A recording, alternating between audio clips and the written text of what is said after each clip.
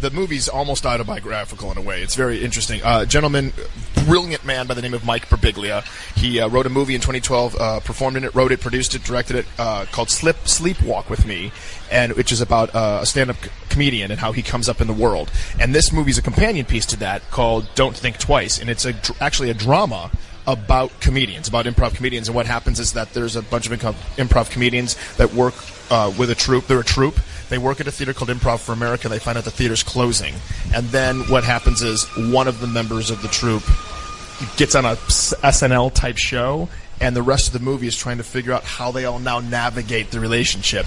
And Jake Johnson from New Girl, he and I both came up in Chicago, through the Chicago system. And Jake and I were talking about the movie one day, and he said, "So you're going to do that Birbiglia movie, right?" And I said, "Yeah." And he goes, "Man, the worst thing in the world in the improv community is when you have a dream and it comes true for somebody else. And that person that the dream comes true for was your best friend, and you lived with them, and you performed with them, and it was ride or die, and you wanted to be on this show more than life itself, and then somebody else gets your dream." Because we see so many comedians that have been born out of the improv system, and then you think, well, for every one that makes it, there was 40 more with them that didn't. Absolutely. Think about all of the people, and then it might have been as funny or funnier.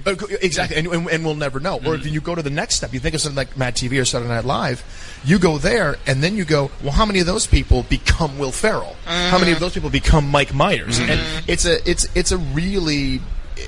an amazing business. It's the best business, but at times it can be emotionally treacherous and brutal. But the movie, you can't believe the movie's got great laughs in it. It's super heartwarming.